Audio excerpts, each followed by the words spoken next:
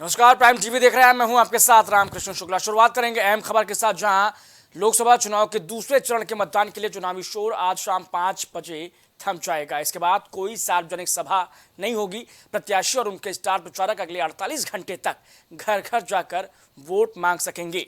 दूसरे चरण में 12 राज्यों और एक केंद्र शासित प्रदेश की 88 लोकसभा सीटों पर 26 अप्रैल को मतदान होगा। केंद्रीय मंत्री राजीव चंद्रशेखर, कांग्रेस नेता राहुल गांधी, शशि थरूर, हेमा मालिनी, रामायण सीरियल के राम, अरुण गोविल समेत 1206 कैंडिडेट्स मैदान में हैं। देखिए, 26 अप्रैल को चुनाव है और उससे पहले आज प्रचार का सिलसिला शाम 5 बजे थम जाएगा और बड़े बड़े चेहरे इस फेज़ में चुनाव लड़ रहे हैं। मथुरा से हेमा मालिनी, मेरठ से अरुण गोविल, वायनाड से राहुल गांधी और वहीं केंद्रीय मंत्री राजीव चंद्रशेखर भी मैदान में हैं। जनता किसका करेगी बेड़ा पार, ये 26 अप्रैल को साफ हो जाएगा और तस्वीर सामने आएगी 4 जून को। लखनऊ संवाददाता राजेश यादव हमारे साथ लाइव जुड़ चुके हैं इस खबर पर। राजेश यादव, बड़े बड़े चेहरे इस दूसरे फेज में चुनाव लड़ रहे हैं। बात करें अगर यूपी की तो हेमा मालिनी मथुरा से, मेरठ से अरुण गोविल, तो ये कितना चुनौतीपूर्ण मुकाबला दूसरे फेज में?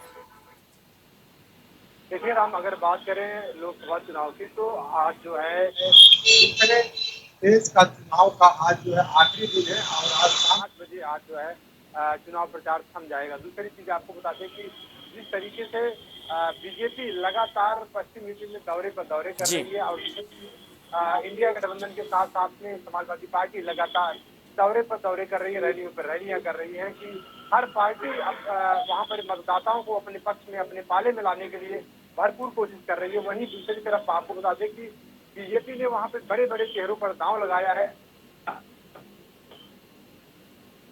वहां पे अपना माली है और उनको राजेश यादव, हेमा मालिनी पर लगातार तीसरी बार चुनाव जीतने का दबाव है। लगातार तीसरी बार कैंडिडेट बनाई गई हैं मथुरा में, और मथुरा में साथ ही जब से रालोद साथ आया है तब से बीजेपी के लिए क्या कुछ वहां पर समीकरण बन रहे हैं, और साथ ही मेरठ में जिस तरीके से अरुण गोविल पहली बार चुनाव मैदान में, तो क्या कुछ तैयारियां उनके स्तर से भी? हम अगर बात करें हेमा मालिनी की तो हेमा मालिनी वहां पर दोबारा वहां पे प्रत्याशी बनाई गई है। लेकिन एक चीज आपको बताते हैं कि जिस तरीके से रालोद का बीजेपी के साथ गठबंधन है तो मुझे नहीं लगता, क्योंकि बीजेपी रालोद से जो वहाँ के जो कोर वोटर है, जो वहाँ के किसान नेता है, वो लगातार जयंत चौधरी के इस फैसले से नाराज है। दूसरी चीज आपको बता दें कि जिस तरीके से अरुण गोविल को मेरठ से वहाँ पे प्रत्याशी बनाया गया है तो जाहिर सी बात है कि अरुण गोविल को लाभ मिल सकता है। लेकिन उसका सबसे बड़ा वजह है कि अरुण गोविल जो धारावाहिक थी रामायण, रामायण में उनकी अहम भूमिका थी, राम की भूमिका थी। तो प्रदेश में ही नहीं पूरे देश में उनको जो है राम के छवि अरुण गोविल की पूजा अर्चना भी होती थी। पहले जैसे बताया जाता था कि पहले उनकी पूजा अर्चना भी लोग करते थे, लेकिन अब इस चुनाव में उनको राजेश, अगर यूपी से बाहर निकलें तो केरल की वायनाड लोकसभा सीट से राहुल गांधी चुनाव लड़ रहे हैं। बीजेपी भी टक्कर दे रही है, सीपीएम भी टक्कर दे रही है।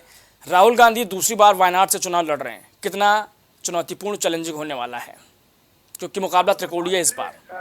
बिल्कुल बिल्कुल राम, अगर बात करें साउथ इंडिया की तो साउथ इंडिया में कांग्रेस लगातार वहां पे मजबूत रही है, जो क्षेत्रीय पार्टियां हैं वहां पे लगातार मजबूत रही है। लेकिन इस बार जो है बीजेपी साउथ इंडिया, दक्षिण भारत में भी सेज लगाने की कोशिश की है और लगातार वहां पे दक्षिण भारत में भी रैलियों पर रैलियां कर रही है।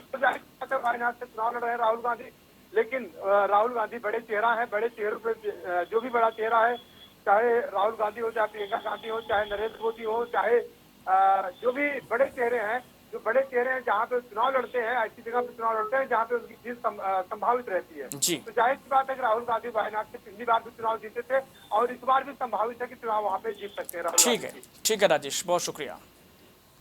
तो ये थे हमारे संवाददाता लखनऊ से राजेश यादव, जो दूसरे फेज के इलेक्शन को लेकर हमें तमाम अपडेट्स दे रहे थे।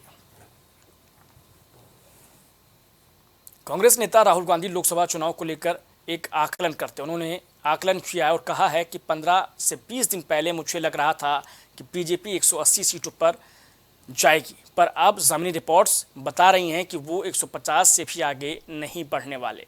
सुनिए। हमारा बीजेपी को मुझे लग रहा था 15-20 दिन पहले 180 तक जाएंगे, अब मुझे लग रहा है 150 तक जाएंगे।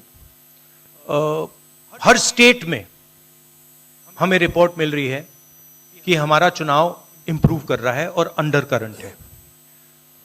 जहां तक गठबंधन की बात है, यूपी गठबंधन की बात है, बड़ा पावरफुल गठबंधन है और बहुत अच्छा परफॉर्मेंस होगा हमारा उत्तर प्रदेश में।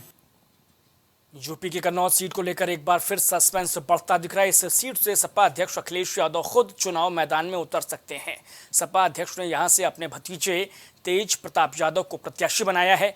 ऐसे में सबकी नजरें नामांकन के आखिरी दिन यानी 25 अप्रैल पर टिकी हुई हैं। माना जा रहा है कि तेज प्रताप की जगह अखिलेश अपना नामांकन कल कन्नौज से भर सकते हैं और चुनाव लड़ सकते हैं। बताया जा रहा है कि कन्नौज के बड़े समाजवादी पार्टी पदाधिकारियों के साथ अखिलेश यादव की बैठक हुई है, जिसमें सभी ने कन्नौज से तेज प्रताप यादव की उम्मीदवारी को लेकर पुनर्विचार के लिए कहा है। तो देखिए, अखिलेश यादव कन्नौज से चुनाव लड़ सकते हैं, ये सूत्रों के हवाले से खबर आ रही है। फिलहाल तेज प्रताप यादव, उनके भतीजे इस वक्त कन्नौज से चुनावी मैदान में हैं। 25 अप्रैल यानी कल नॉमिनेशन फाइल कर सकते हैं अखिलेश यादव, ऐसा माना जा रहा है। और अगर अखिलेश यादव वहां से चुनाव लड़ते हैं, नॉमिनेशन फाइल करते हैं, तो कहीं ना कहीं कन्नौज सीट पर ये जो मुकाबला बीजेपी और समाजवादी पार्टी के बीच है वो दिलचस्प हो जाएगा। सुब्रत पाठक फिलहाल वहां से मौजूदा बीजेपी सांसद हैं और पाठक को ही दोबारा बीजेपी ने अपना कैंडिडेट बनाया है।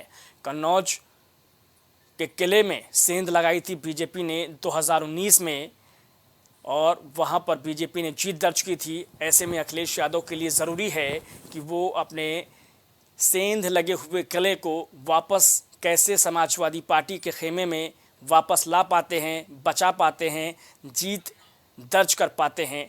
ऐसे में अखिलेश जब वहां दोबारा पहुंचेंगे कन्नौज, तो ये चुनौती बीजेपी के लिए भी कहीं ना कहीं बढ़ती नजर आएगी। अभिनव, हमारे संवाददाता इस खबर पर जुड़ चुके हैं। अभिनव, कन्नौज की ये फाइट अखिलेश यादव के ऐलान के बाद बढ़ सकती है और ये जो फाइट है ये तगड़ी हो सकती है अगर आधिकारिक ऐलान होता है तो।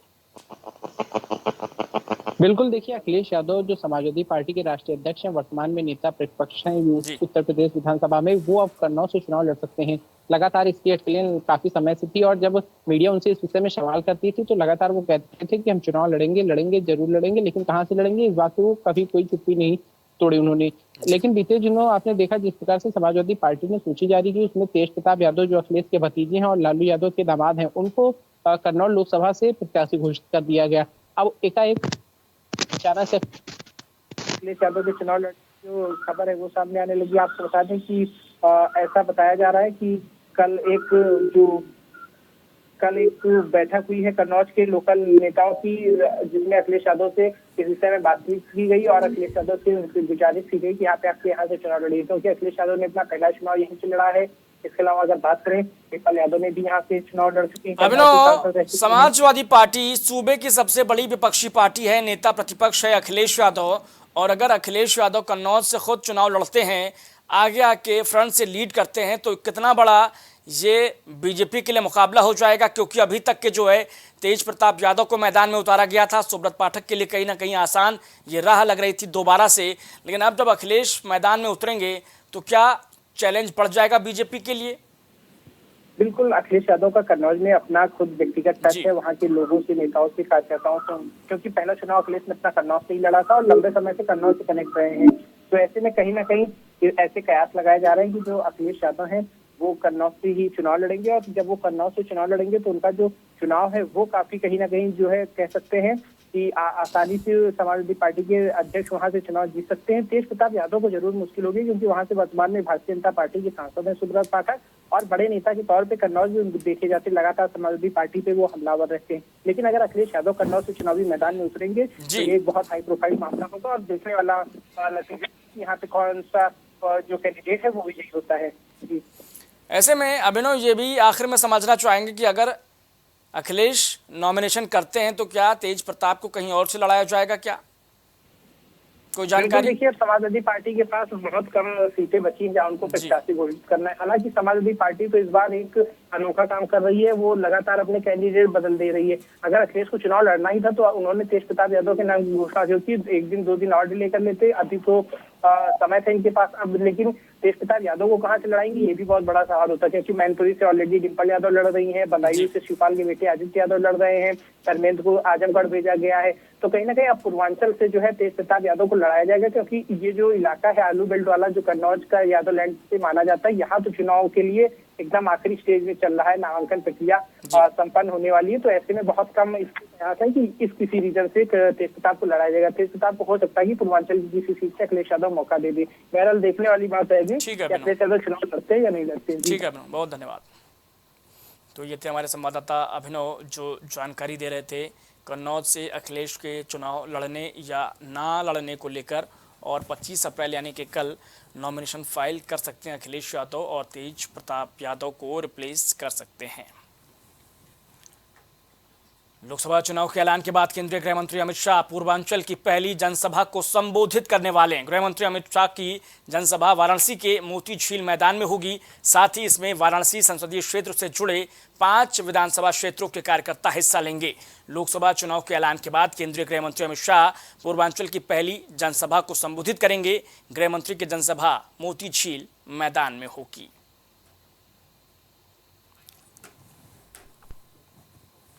तो फिलहाल के लिए इतना है, लेकिन बने रहिए प्राइम टीवी के साथ। कुछ भाव पुष्प। आप देख रहे हैं प्राइम टीवी, सच साहस सरोकार।